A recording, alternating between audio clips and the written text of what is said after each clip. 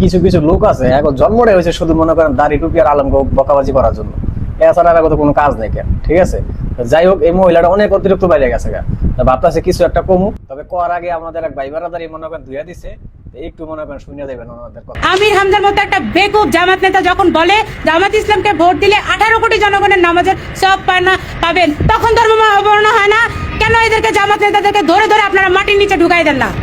তখন আপনাদের মনে হয় না যখন মহিলারা ওই সমস্ত জামাতের আসরে যখন বসে তখন মহিলাদেরকে ভুল বুঝায়, কি বলে জানেন? বলে মরলে নাকি প্রথম প্রশ্ন হবে যে তুমি কোন মার্কায় ভোট দিছিলা। এই দেড় ব্যাটারি মাগি, আমির হামজা তো সঠিক কথা বলছে।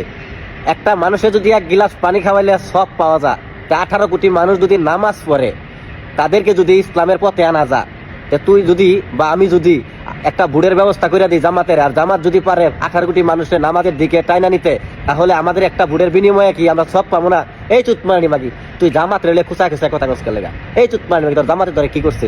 বেকুবের বাচ্চা, তোর কোন ইসলামের জ্ঞান আছে?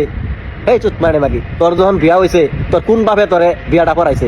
এই মোল্লারা বিয়া পড়াইছে। এই চুতমানি মাগি, তোর মা বাপ মইরা গেলে কেরা জামাত জানাজা পড়াইবো? এই মোল্লারা পড়াইবো। চুতমারানি মাগি, যদি নেক্সট টাইম জামাত ধরে লইয়া তোরা উল্টা পাল্টা কথা কস, তোদের মাঙ্গের 12টা খাওয়াই দিব। চুতমারানি মাগি, ধরেন থেকে।